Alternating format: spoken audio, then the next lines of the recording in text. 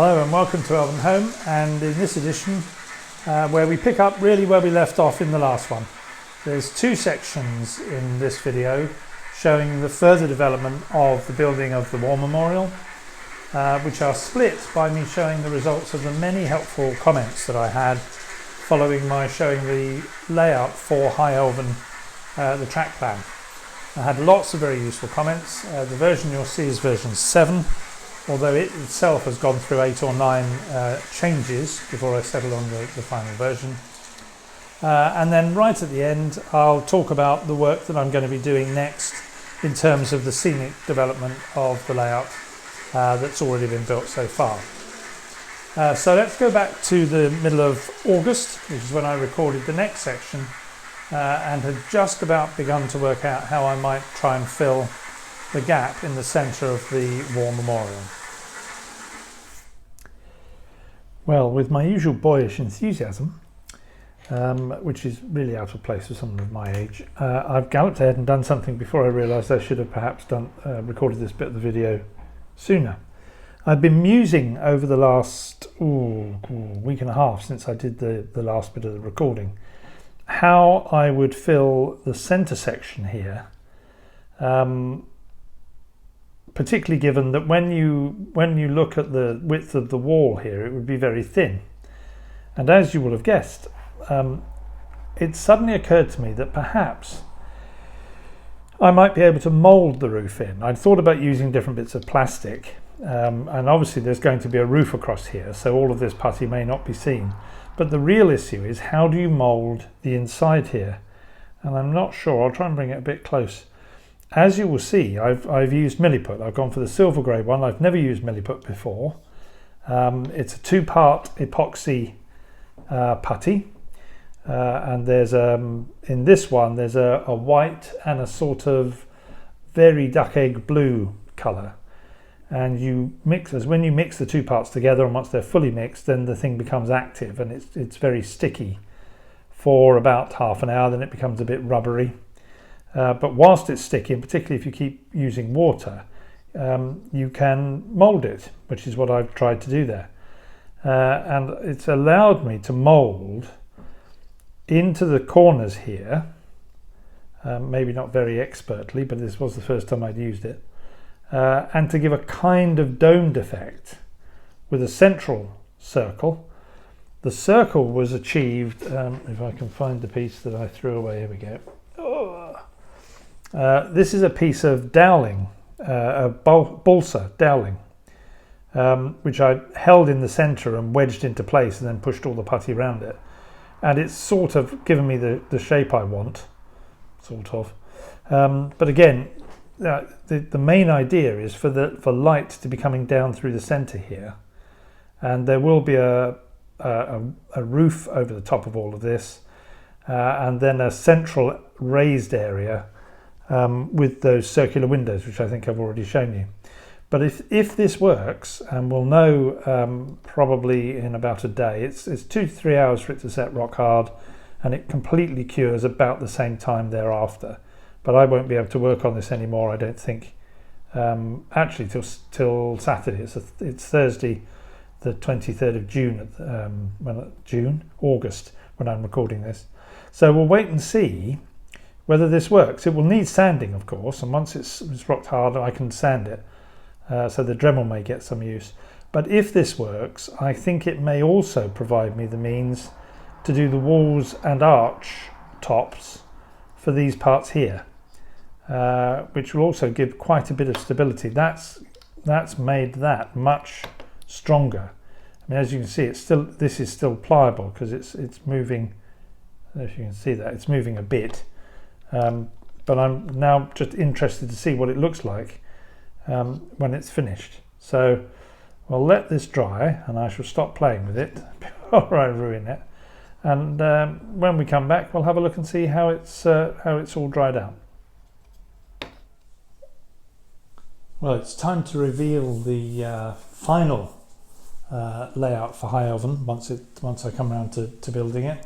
I'm really grateful for all the comments that came back. You'll recall that whilst I was talking about the version that you see in front of you, I was beginning to muse whether the engine shed at the end of the head shunt was properly placed there, or whether it should be moved. The consensus very firmly was that it should be moved.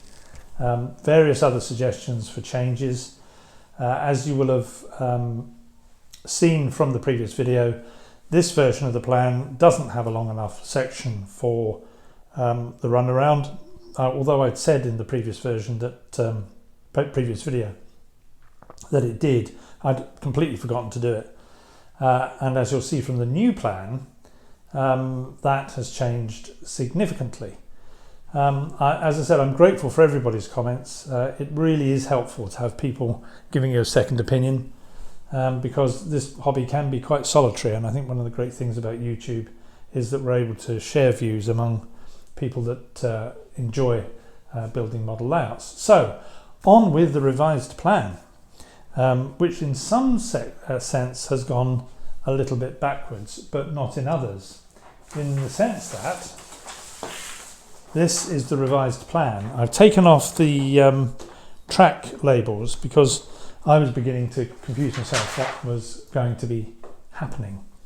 So right at the very top, as it comes off the bowstring bridge, there's a set of curved points.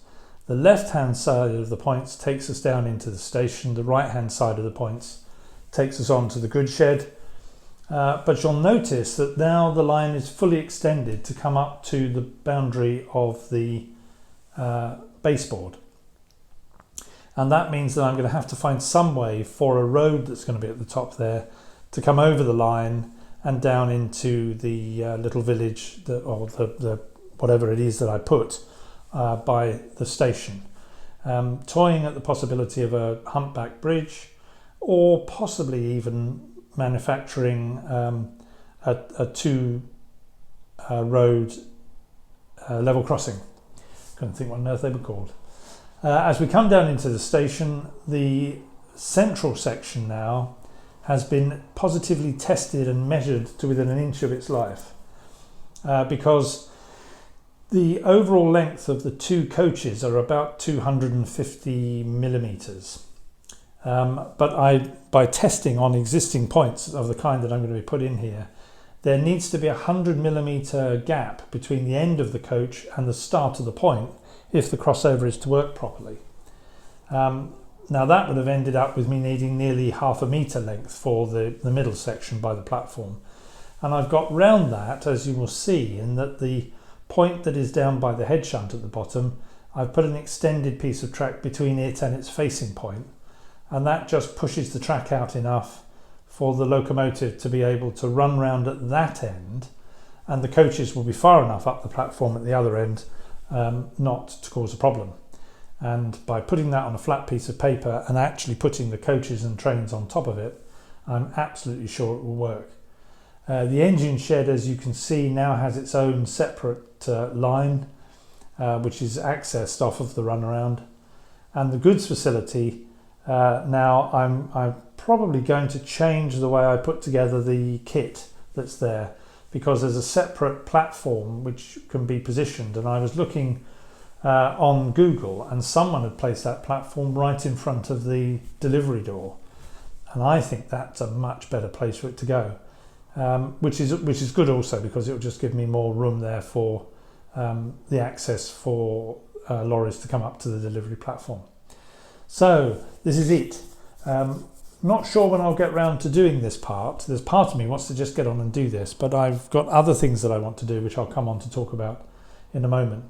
But I think that will work quite well. And as you can probably just about see there, all the point motors that will be needed for those points will be free of the running lines below.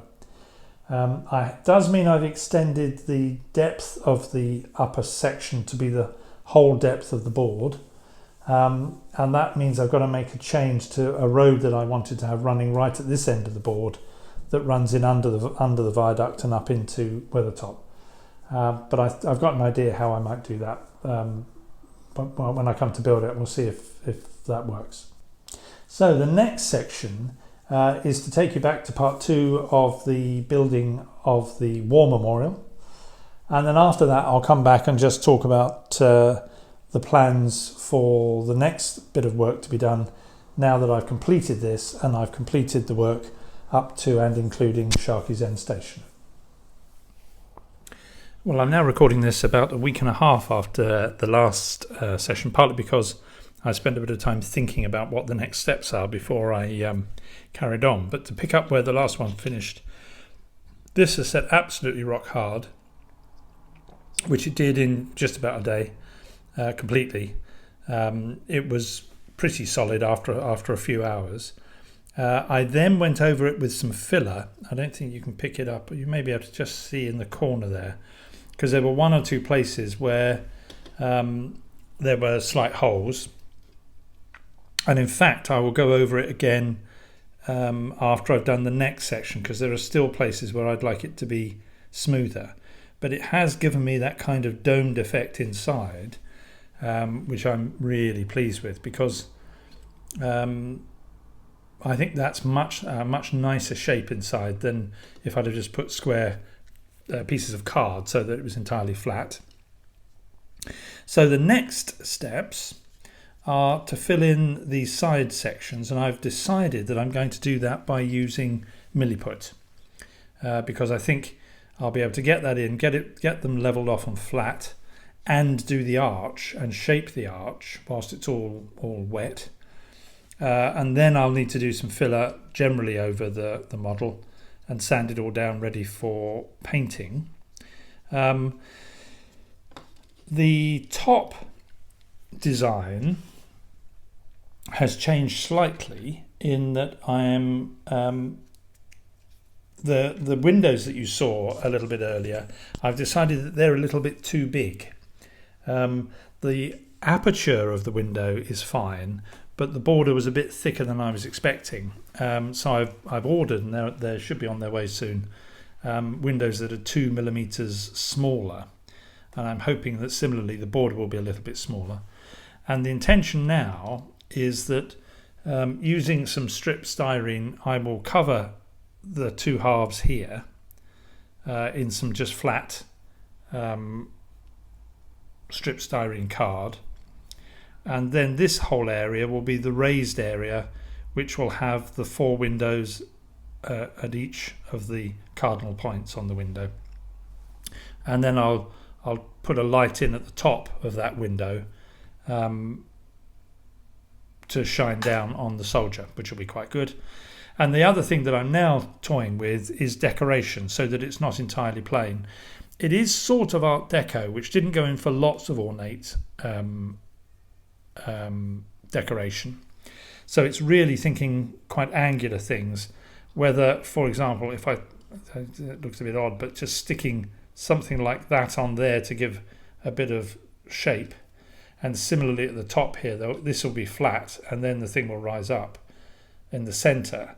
And I think if we put just one there, just to give it a look of a step, that might be quite good. So we'll wait and see when all that's done. So the next thing for me is to wait for my windows to come, but also to get on and do the milliputting of the arches to complete that. And I probably won't come back to show you the next bit until I've done all of those things that I talked about before we get it painted, so you can see what it looks like once I think most of the construction has been done, which will probably be in several weeks. So I'll speak to you again once I've got all that work done.